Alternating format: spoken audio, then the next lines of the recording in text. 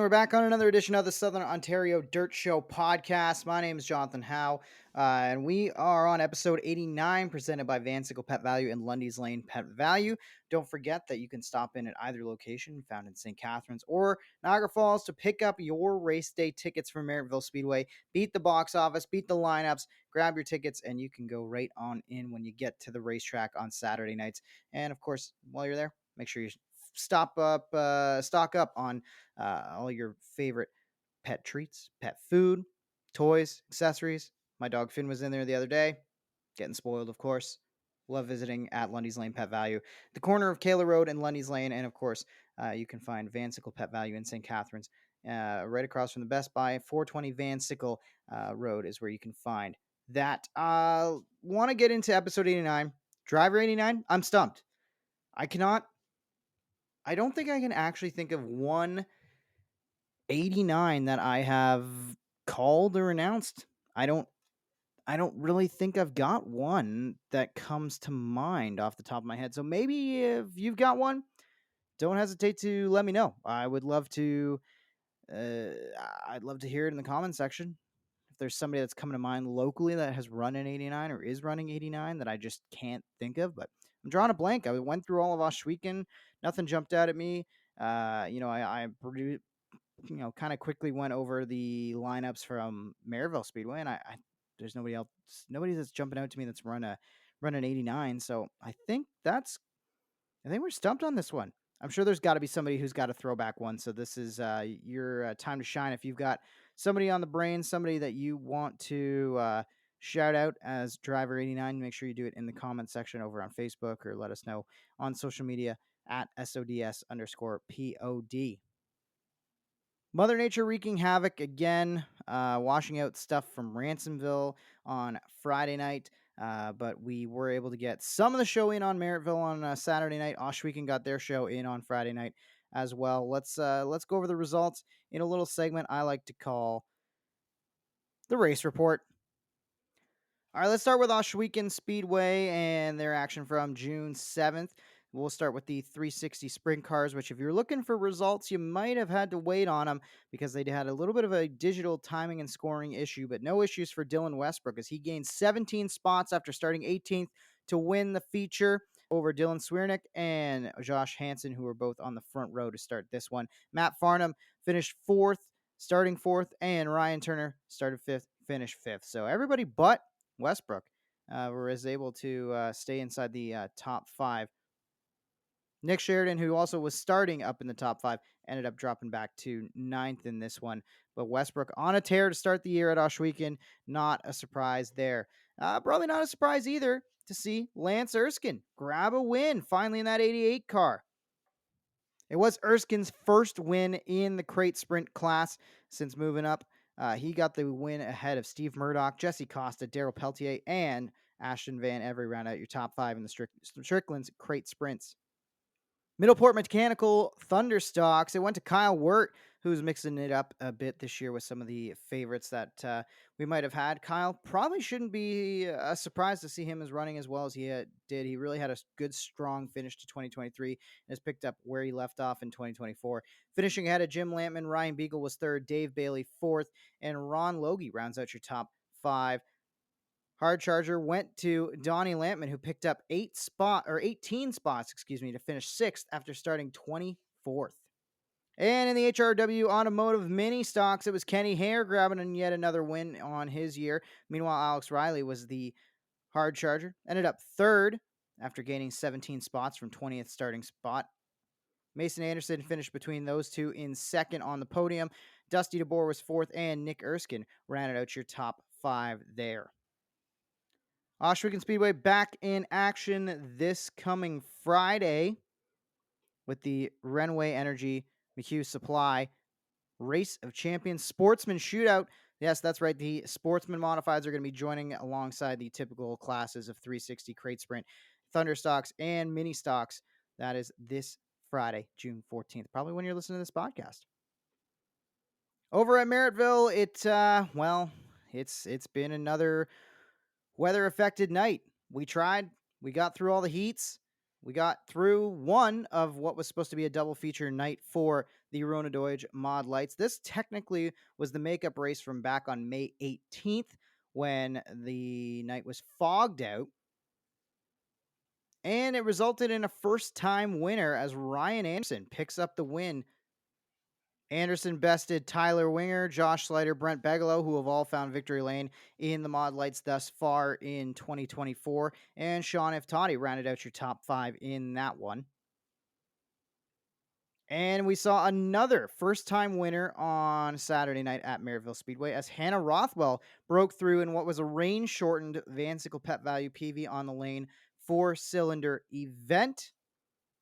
Race was called after 11 laps, and Hannah took the lead, I believe, at lap 8, if I'm not mistaken, maybe lap 7, shortly before the rains really fell from the sky and completely washed out Merrittville Speedway, forcing the end of the night. She bested Ray Sorenzia, Ken Hare, Randy Allway, and John Lubeck to grab her first career win. Like I say, Ransomville Speedway was rained out, but they are back in action this Friday. The Friday show this week for Ransomville Speedway features the Northeast Late Model Alliance alongside the Dirt Car 358 Modifieds, Novice Sportsman, and Mini Stocks for the 15th annual Labor Night at the races. Over in the World of Outlaws, they had the Don Mac Classic at River City Speedway in Grand Forks, North Dakota, which went to Gio Selzy. He bested Sheldon Hodenshield, Donnie Schatz, Carson Macedo, and Mark Dahlmeyer. Selzy led 38 of 40 total laps and picked up 12 grand for the win. The next night, it was Sheldon going back to victory lane at the Big O Showdown at Ogilvie Raceway in Minnesota. Sheldon only needed to lead one lap to get the win over Carson Macedo, who led most of the event, 29 laps in total, but did not lead the one that pays the most and had to settle for second. Michael Kofoid was third, Donnie Schatz fourth, and Gio Selzy rounds out your top 5 in that one. World of Outlaws back in action this Friday and Saturday from Knoxville Raceway with the Premier Chevy Dealers Clash. Going to be a big 2 nights of sprint car racing from Knoxville on this coming weekend. Over in the world of high limits, 3 races to catch you up on, including Friday, June 7th action where Corey Day grabbed the win ahead of Brad Sweet, Chase Randall, Brian Brown, and Spencer Baston rounding out the top 5 in that one from Missouri at I-70 Speedway. Second of 2 nights at I-70 Speedway went to Rico Abreu, who got the win ahead of Anthony Macri, Parker Price Miller, Justin Peck, and Brad Sweet in the 5th spot in that one. One more to catch you up on as they raced on June 11th, Eagle Raceway. That win went to, of course, Kyle Larson out of Elk Grove, California. Brad Sweet was second, James McFadden third, Carson Macedo and Kerry Madsen. It rounds out your top 5 there. Championship points, it's Brad Sweet really starting to pull away from Tyler Courtney in second spot. Brent Marks is third in points. Rico Abreu, Corey Day round out your top 5 in championship points over there. High limits are off for the next little bit, but they will be back in action June 26th when they head to the Lake Ozark Speedway. Short Track Super Series Modifieds are back in action for 50 laps, 10 grand to win at Devil's Bowl Speedway in West Haven, Vermont this coming Sunday, June 16th. And the Super Dirt Car Series remain off for another few weeks in the world of big block modified racing. Some more modified news to mention. Matt Williamson once again cruised to another win at Weedsport this week, taking the Ferris Mowers 50 and scoring 5 grand for his work back on June 11th. It is the St. Catharines driver's 4th victory at Weedsport since 2023 and 2nd consecutive this season after he won the Big Block Super Dirt Car Series event at Weedsport earlier in the season. Cody McPherson also found his way to victory lane in what was the opener to the central region of the Dirt Car Sportsman Series Tour at Weedsport. It took him 21 laps to drive up from 9th to grab the win ahead of Cedric Gavarro and Zach Sabodka. Gavin Isley 4th, Hunter Hollenbeck 5th, Adam Leslie, another one of our local favorites, finished in 6th spot. The Dirt Car Sportsman Central Region will return to action Saturday, June 22nd at Land of Legends in Canandaigua. This race is also a combined event with the West Region, which Cody McPherson has won the first 2 events of at Ransomville and Merrittville, respectively. That is going to do it for the race report. think we caught up on everything we probably need to catch up on. Locally, the weather again kind of wreaked havoc, played into some of the events not fully gotten underway. I mean, we're going to be looking at, if you're a fan of Merrittville Speedway, if you've been going to Merrittville Speedway, you're going to want to watch the socials and see when we have double feature nights planned, because there is going to be more than a few double feature nights. Um, by my count, I think we need to make up 2 modified features. We need to make up a sportsman feature. We need to make up, I think, 2 Hoosier stock features still. And then maybe one more, I think one more mod light feature. So we're looking at a lot of pretty crazy, pretty wild nights of full double feature action. Can't wait for that. And we'll see when it all gets made up. Make sure you're following Merrittville Speedway on socials and staying up to date with everything they've got going on for when exactly those features are going to be run. It's a pretty important week at Merrittville Speedway this week. It is, of course, Nostalgia Night and the Wall of Fame induction ceremony happening this coming Saturday night. Some of the honorees included are Bob St. Amand Jr., who will join his dad, Bob Sr., up on the Wall of Fame. He was the race director in 1987 and instrumental in establishing the one-way communication system, the use of transponders at Merrittville. So without Bob, I feel like we'd probably have a lot more torn up stuff and a lot more wrecked race cars, a lot more chaos too. Appreciate all that Bob did, and I've had the chance to have Bob race direct a couple of the races that I've had the chance to call, and he's always so professional. He's so good at what he does, and it's going to be great to honor him. Someone else that's going to be incredibly special for me to induct up on the Wall of Fame this coming weekend, Eric Thomas. He has been a part of the Merrittville Speedway announcing team since the 1970s. I still love bringing him back on Nostalgia Night, and hopefully this is going to be one that he will join me again to call the 50-lap Jerry Winger Memorial. It's always a blast having ET up in the booth, and he's got so many stories, and he's got so much knowledge about the dirt community around Southern Ontario. One other one to shout out that's going up on the wall, the Flying Frenchman, Andy Imbo, who got a start during the 70s and was a 2-time sportsman champion at Merrittville in 1983 and 1986. He also is regularly running in the vintage cars class still, and very competitive in that class as well. I've seen him take more than a few checkered flags. The CAA Niagara Dedication to Racing Award is going to be given to longtime scorers Judy Gordon and Kim Ashton. And I believe I was talking with Kim a little bit in the booth last Saturday night. I believe Bob, Eric, Judy, and Kim were all basically in the booth together at one point for more than a few years, working together as a team. So for them to all be honored on the same night together, it's a pretty special one, and we hope to see you out early and hope to honor these guys and girls with some great racing. I mean, 50 lap Jerry Winger Memorial is always a dandy. The Al Willard Memorial 35 lap race for the Seminux Esso Baron Roofing Dirt Car Sportsman. That one is, I believe, the inaugural event we're doing with that one. So it's going to be a special one. Everybody's going to want to win, especially Cody McPherson, who is again undefeated in sportsman at Merrittville this year. And with it being a family race for him, I'm sure he's going to want to be front and center for that one and take another special win on Nostalgia Night. Got to remember, it was the 777 he won in last year after his dad was inducted to the CAA Wall of Fame. So McPherson's got a chance to make it 2 very special nights back to back on a Saturday night. Beyond that, like I said, not a ton of racing news that I wanted to talk about. I did want to touch on the fact that Cody McPherson's win, it was his 19th Dirt Car Sportsman Series win, which ties Brad Rouse at the top of the series all-time win list. Now, I don't know why it's surprising to me that 19 is all you needed to be at the top of the Dirt Car Sportsman Series, all-time win list, but it's pretty awesome to see the way that Cody and Brad and all these locals go and kick butt wherever they go, whatever tour they're on. It's so super special, and I think we really need to recognize what Cody's doing, what Matt Williamson's doing, what so many of these local guys are doing to represent the Niagara region, Southern Ontario, abroad when it comes to dirt racing. And this is just another thing that we should be proud of. So pretty cool to see what Cody McPherson's doing. I am wondering when he's going to get knocked off at Merrittville. Like I say, I'm pretty sure. I don't even know if he's lost a. I'm sure he's probably lost a heat race here or there this year, but I don't know. I don't know if I've got anybody that I think is going to knock him off anytime soon. I would say that Adam Leslie really has found some pace, I would say, since the start of the year. I think could be right there. He's had some really impressive drives where he lacked track position going through the field, being the hard charger at Ransomville, doing the same thing kind of at Merrittville. I just wonder if the redraw goes the right way and Adam Leslie gets a little bit closer starting spot towards the front of the field. I think that probably could be the driver to circle to knock off Cody McPherson first, but you never know. You never know. The sportsman division beyond Cody it's pretty wide open right now. We've seen some great ones. Curtis Friesen lately. I've been impressed with his speed.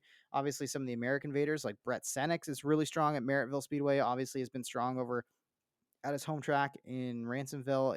It's going to be interesting to see what happens with that sportsman class. And, the Gary Lindbergh Revenge Tour is just in full swing. That guy is on one heck of a tear at Merrittville Speedway. He's been fast every single week. And I think besides two mechanical failures, probably would have won every single mod feature. Maybe.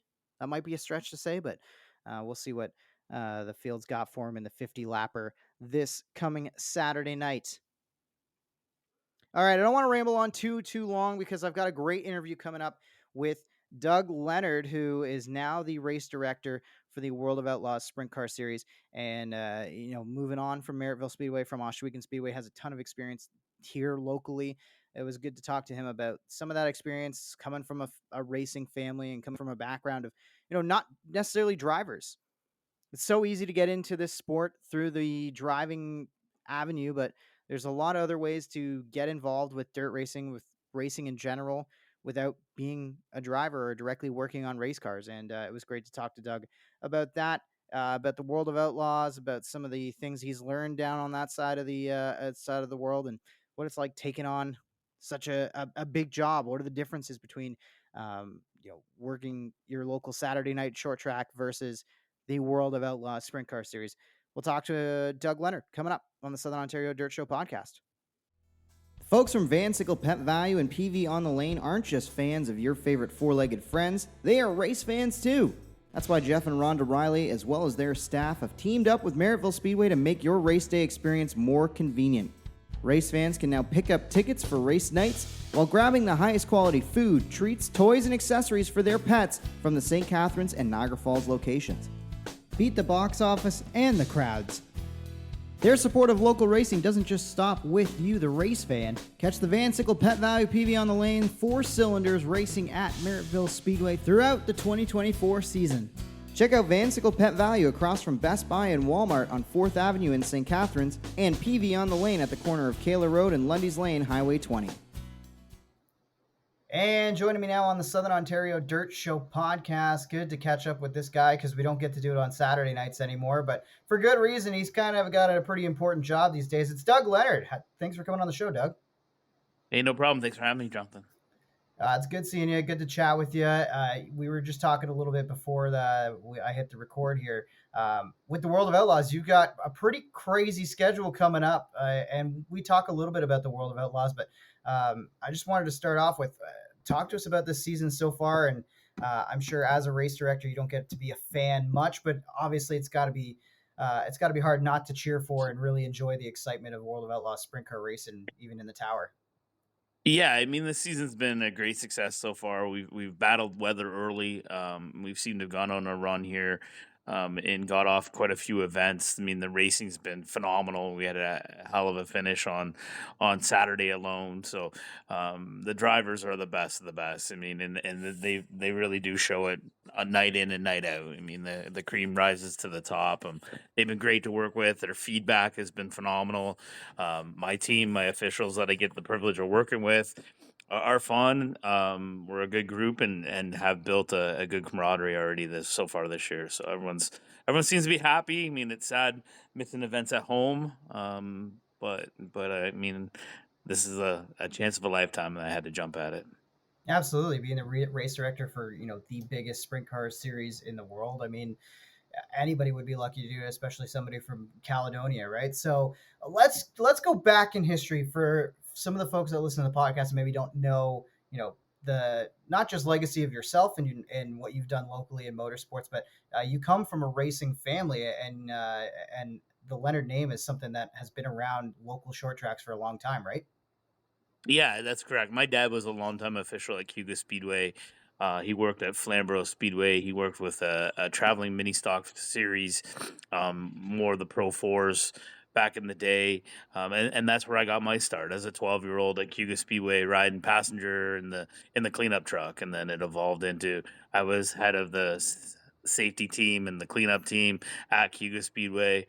It kind of closed, and my dad unfortunately had a stroke in the year 2000. And but when he healed up, he was able to still go to Oswego, and I started lingering around and taking him because he was unable to drive. And while I'm there, I'm kind of bored, and I'm like, well, what should I do? And it was the introduction of the one way radio.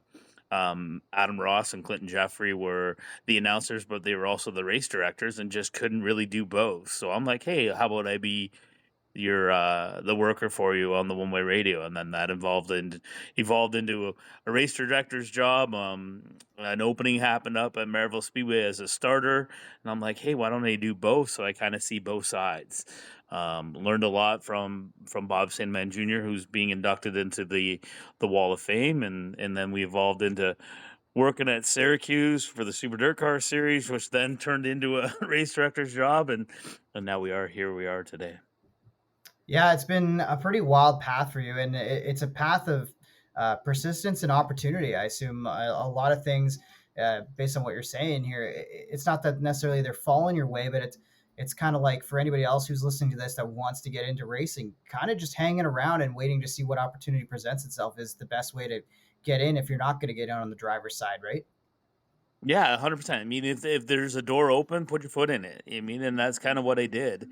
I had a lot of luck on my side that I was kind of in the right place at the right time, and hooked up with some people, some key people that could help me out and get me into certain positions and advancements. But then at the same time, I worked hard at it to I guess I don't say I'm an expert, but maybe to make my craft as good as what it is today to give me these opportunities. But for those that want to get into it, I mean, just ask and don't give up. I mean, just kind of kick around and hang around, and eventually there'll be an opening for you. So with the step up now to the World of Outlaws, going from working a local track and working, weekly racing series to now something that is a national series, what's been the biggest differences from the race director standpoint? The biggest thing is we're no longer doing this as a hobby. This is their career. This is what puts their the bread on the table for these guys. So the pressure on myself from myself is that much more higher. I mean, they're really great. Like I said, great guys to work with and all that stuff, and they're passionate about it.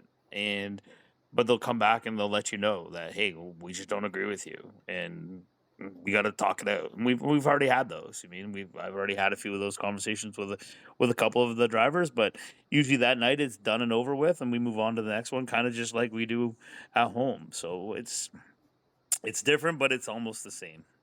Yeah, and the race director role for people who aren't as informed when it comes to kind of the behind the scenes world of racing, you got is it an oversimplification to say you guys are the referees in a way? 100%. It's exactly what you are. You mean you're the head referee. Um, you're the final decision maker, and right or wrong, I have to live with my decision. Yeah, it's I have been lucky enough to be in the booth behind you, behind some great directors in the past in my short time calling racing at Maryville and at Humberstone and other places that I've been to watch and to report on. It's it's kind of a thankless job, and it's so easy to make one person upset, and usually when you make one person, one driver, whatever it is, upset, they're usually similar to like a social media. You always hear the bad comments more than you hear the good stuff, and I don't know how you guys can keep your cool the way you do sometimes with some of the stuff that I've seen, but what's your secret to keeping cool and not letting it get under your skin when you got a driver pulling up and giving you, yes, giving you the one finger salute, or maybe they're coming up to you in the pits hotter than hell and giving you some language that you probably don't appreciate? Yeah, you got to look at the situation. I mean, and put yourselves you got to kind of empathize with them. Sorry, and put yourselves in their shoes. Um, they're hot. I mean, they're upset. But if you get upset back, what's two upset people gonna do? You know what I mean? Let them vent, let them yell, let them scream, let them swear, whatever. And then kind of tell them to walk away, and we'll come back and talk about it when things are cool. And trust me, I've been in situations where I've been just as hot as they are, and it really doesn't get in anybody anywhere. So you just let them have their say, listen to it, and say okay. I mean, and we'll talk about it later. I had a conversation with one of our drivers during DCN Dirt Car Nationals down in Florida when we first started, and I said, "Hey, listen, this position is more just of an opinion, and I can go to your house and say, hey, listen, your kitchen is gross, and I mean, why would you put your table here and your wallpaper or your color of your walls this or your backsplash?" And you might come to my place and be like, you got to do something with your floors. I mean, and he kind of Yeah. laughed at it, and he's like, "You're 100% right. We can go to a baseball game and be like, Jonathan could be like, hey, the umpire is calling it." Great. And I'm like, Jonathan, what are you talking about? Like, it's from the numbers here, like the letters on his chest to his knees, and he's way outside the zone. That's all it is. It's just an opinion. I got to watch 24 cars on the racetrack, and I'm not going to see everything. And their crew members are usually watching one car, and it's their driver. So they're going to see a little bit more than what I'm going to see at times. But we're at different vantage points, too. They're on the ground, and I'm up above. So. Yeah, that's a good point too with the actual personnel that you have at your disposal compared to your experience with Oshweekend and with Merrittville, some of the other racetracks that you've worked at. What does a World of Outlaws crew look like in terms of manpower, besides just yourself in the tower? We have a technical director who is Ethan McDermott. We have two corner officials, so Jerry Myers and Mark Welsh. Jerry's down in turn 1 and 2. Mark's down in 3 and 4. We have a safety worker this year who is Chad Stowe. Blaze Stoodle is a scorer up in the tower with myself. Obviously, Johnny Gibson, who's been with the World of Outlaws for 28 years, another man of just a wealth of knowledge, knows the rule book inside and out, and knows just so much about sprint car racing. I think the other day we had a conversation. He's over 500 tracks that he's gone to see some kind of form of racing. We have Donna Welsh, who is Mark's wife. She handles our command center. Eloy is with us and is unfortunately is on a little bit of a health leave, so it's not a huge crew, but it's big enough. I mean, Alex Neaton's our PR director, so we're probably a crew of about 10 people and all this stuff. So, and then no different Traveling to than each race, it's wild. yeah, 100%. I mean, we take two tractor trailers, and then sometimes a third one with our ticketing trailer, who's driven by Don Graby, another man who used to be the race director for the sprint cars. Who, I mean, another guy I can bounce off of ideas and thoughts, and has a bunch of knowledge. So there's a lot of help there. But we all know the common goal, and is to come in, show up, put on a good show, pack up, and either we stay for the next night or we head down the road.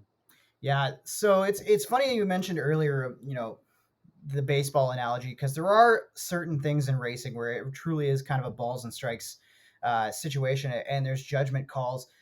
Something that we've been kind of seeing this year, at least from Saturday nights at Merrittville, something that I kind of wanted to pick your brain at because it's the first time that I'm really noticing it, and that is restarts, and in particular, we've had some conversations. We've had drivers get out of the race car complaining about restarts and talking about the games being played on restarts. And the main thing, you know, it's pretty clear when someone jumps early versus doesn't jump early. That can be even reviewed with the drone footage that we have.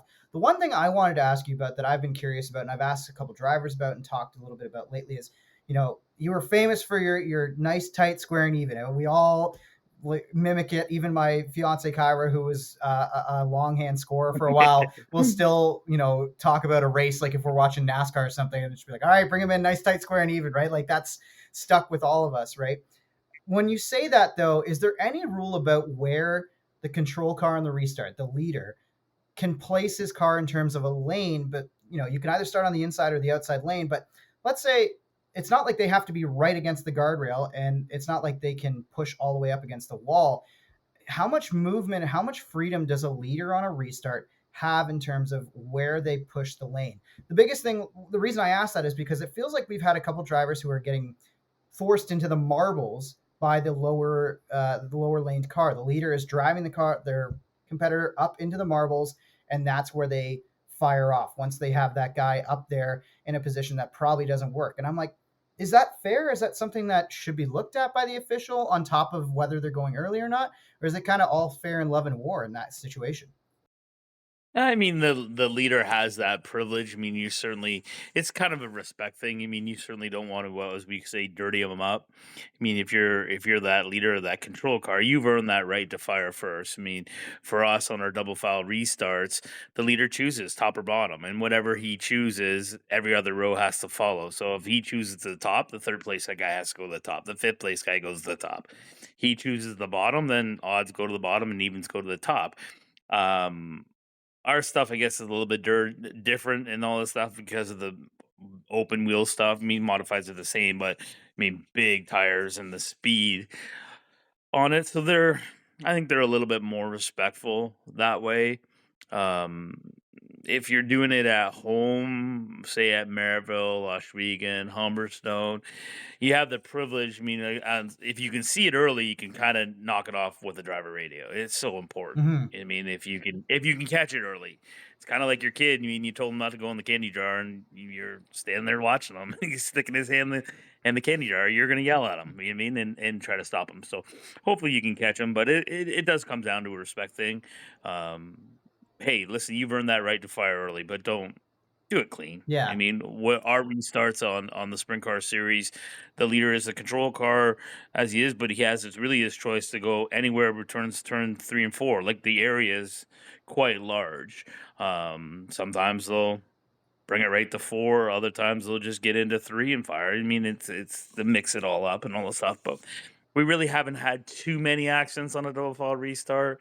But certainly you don't want somebody to get pushed up in the marbles and get that advantage. Yeah, it's just something that's been funny, and I'm like, I'm not sure if that's really what these drivers are complaining about. When I go back and watch the replays, I'm like, okay, like I guess like the leader, instead of lining up with his right wheels in line with the pace truck's left wheels, it's kind of like he's drifted over, and maybe the pace truck is more towards center with the lead car as opposed to maybe like right in the middle of the two of them. But like you say, like it as long as it's a respectful restart, I think that's the biggest Right. thing, and I think that's something that drivers are gonna find. It's not really something for us to really officiate in terms of that angle of the restart. So something else. No, you don't Yeah, you go don't ahead. wanna make a huge judgment no, you don't wanna make a huge judgment call on it. You want more of the facts. I do notice, I mean, when I was race directing the Super Dirt Car Series in doing stuff at home, the racing was totally different. The drivers treated each other in a different manner. I mean, I found it a lot cleaner on the Super Dirt Car Series, but again, a lot of them were doing it for a living. The Matt Shepherds, the Matt Williamsons. I mean, that was what put bread on the table for them. Um, I found that you could get a little bit more dirty at home, Yeah, if you want to say. yeah, for sure. So with your experience on, we'll start with first the Super Dirt Car Series. Obviously, as a race director, it's not like you have favorites. And when you're trying to watch 24 cars, it's hard to watch maybe one or two guys.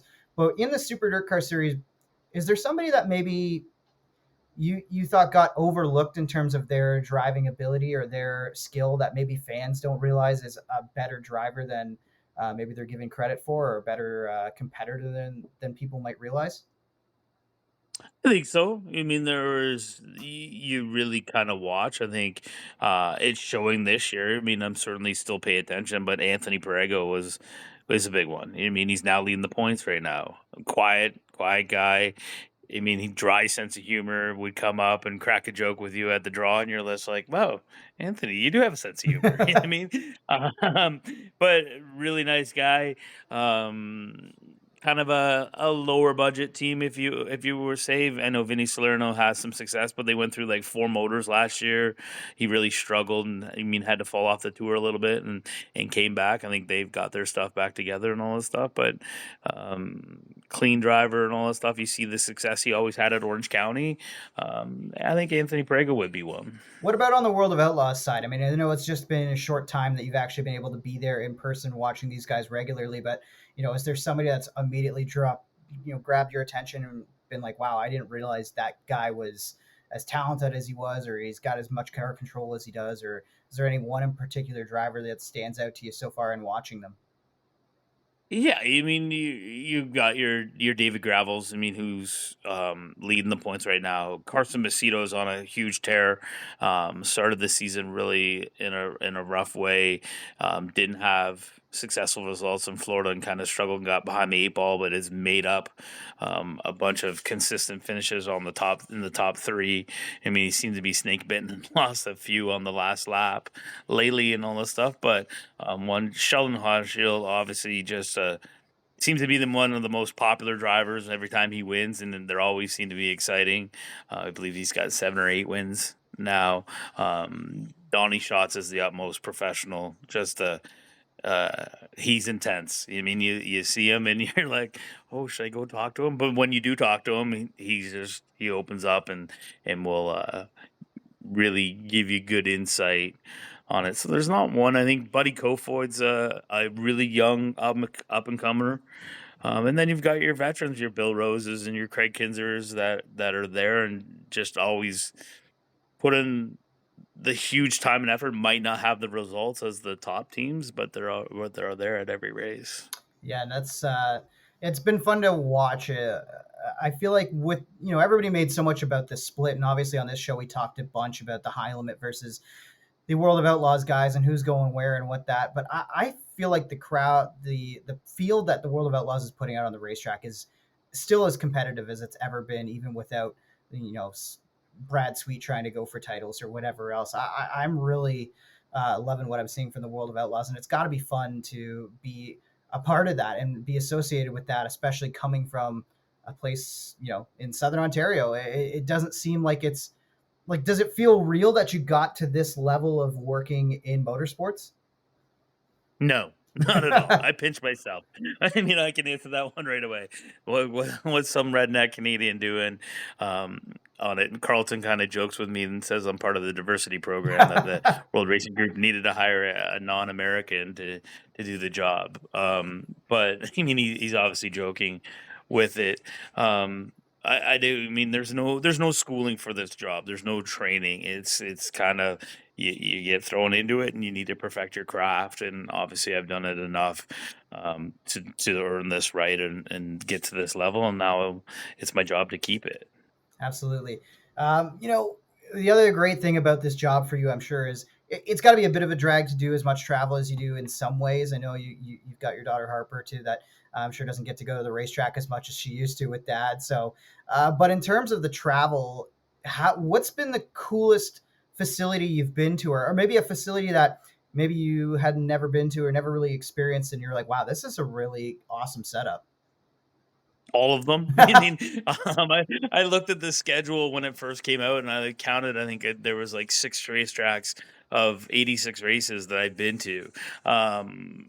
Obviously, one of the key ones is this weekend. I mean, it's Knoxville. We're going to Knoxville. I mean, we've already been once, and unfortunately, both events got rained out.